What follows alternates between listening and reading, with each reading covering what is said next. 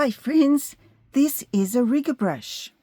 If you've ever struggled with spontaneous fine lines, flicking textures, or ultra-fine grasses, or maybe not enough paint on your tiny brush always running out, this brush may be the answer. Rigger brushes are made for fine line work and small details. They have long, slender bristles and hold a lot of water or paint. I'm using a Polina Bright. She only has one size, but this size does everything just perfectly. It's also a cruelty-free brush, not using animal hairs. You can create smooth, fine, long lines and not have to worry about having to pick up more paint. My name's Anica, and I'll be sharing with you a few more ways you can use your rigger, and you might be surprised. Now let's look at how to load your rigger brush. Make sure to fully wash your brush, to fully saturate it with water. Always go for the water first before the paint, because if you dip a dry brush into paint, then all the little particles will stick to the hairs and it won't be that good. Make sure your paints are fully wet, nice and juicy, and then dip your brush into water and go for some nice and juicy paint with the tip of the rigger brush. And as you swirl it around, you can rotate your brush to maintain its point. I can fully load my rigger and holding it at an angle of about 30 degrees like this. The bristles are fully loaded. I'm just not forcing anything into the very tip of the ferrule, and you're ready to go. Then when you finish painting, be sure to wash your brush thoroughly. Get all that pigment out of the brush.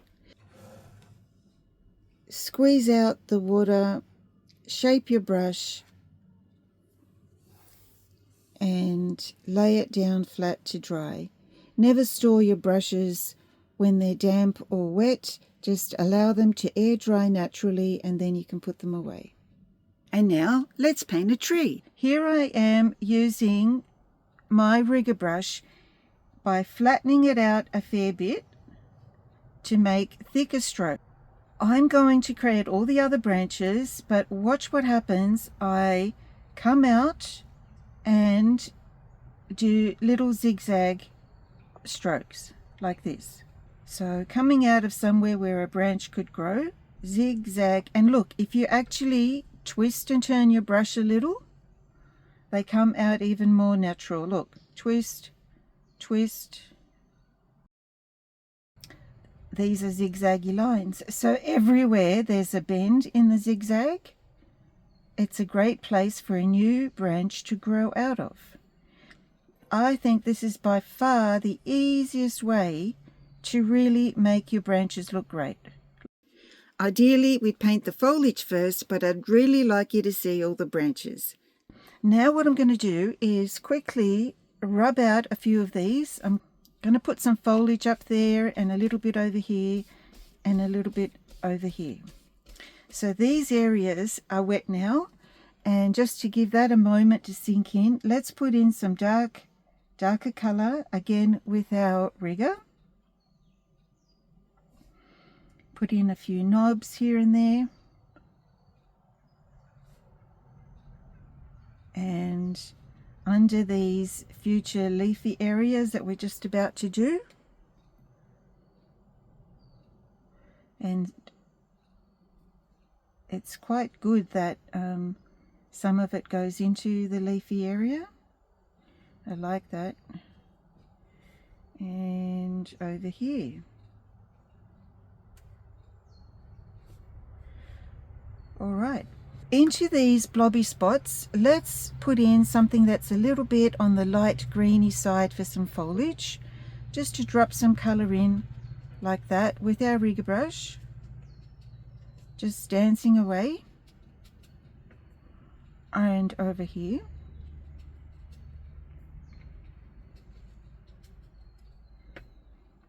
And over here. Now, You can see that's not the best tree in the whole wide world, but okay. I need a darker and creamier mix of green now. And coming back into the tree, look at the flicks. I'm flicking out in all directions.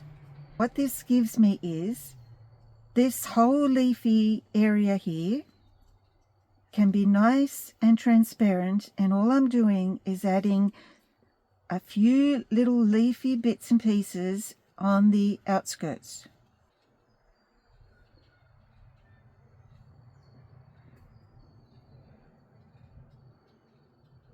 And what better brush to use than a rigger?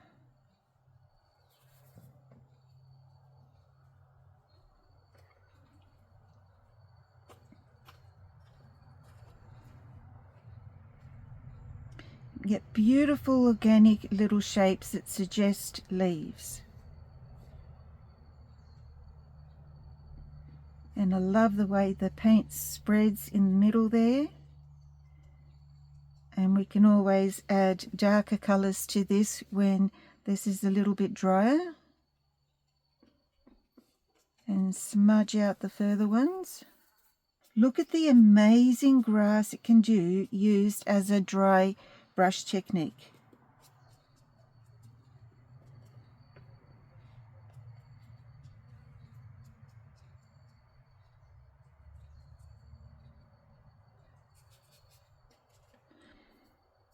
Putting a little bit of dark in there.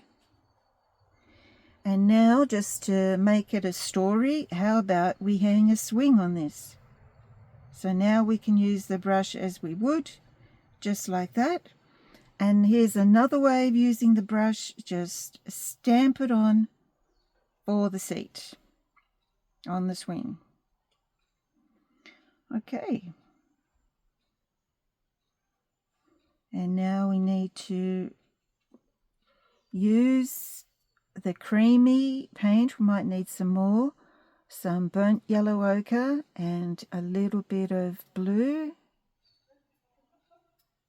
And put it, just dot it here underneath the foliage of the tree, suggesting a bit of shadow there.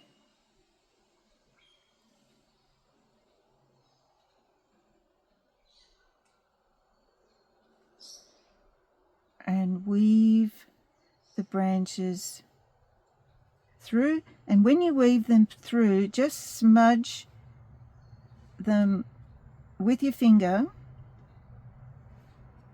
where they start and stop, because it just tends to look a little bit more natural, I think.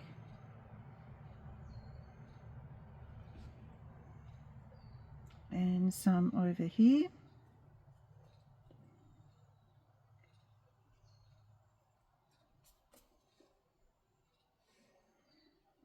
And we need some up here.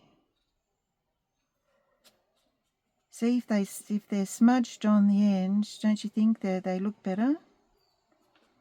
I think so.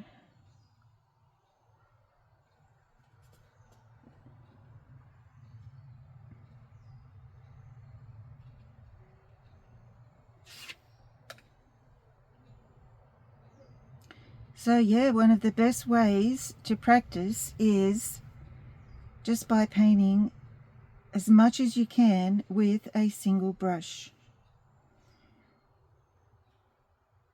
I often do that. Just, you don't have to change brushes then.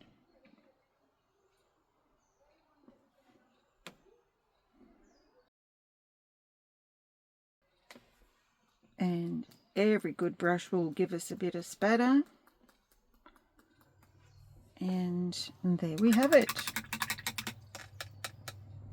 Of course, we can have some darker shadows in the tree with a little bit of burnt, not burnt this time, just normal yellow ochre and a bit of ultramarine blue. And just give it a little bit of texture.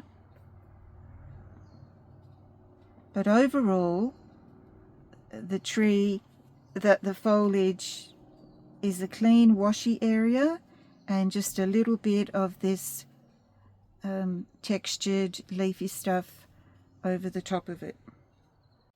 I hope you've enjoyed this little take on what a rigger brush can do. If you'd like to see more videos on brushwork, check out this playlist right here on All About Brushes. As always, I'm interested in your comments and questions, and I look forward to seeing you next time. Bye for now.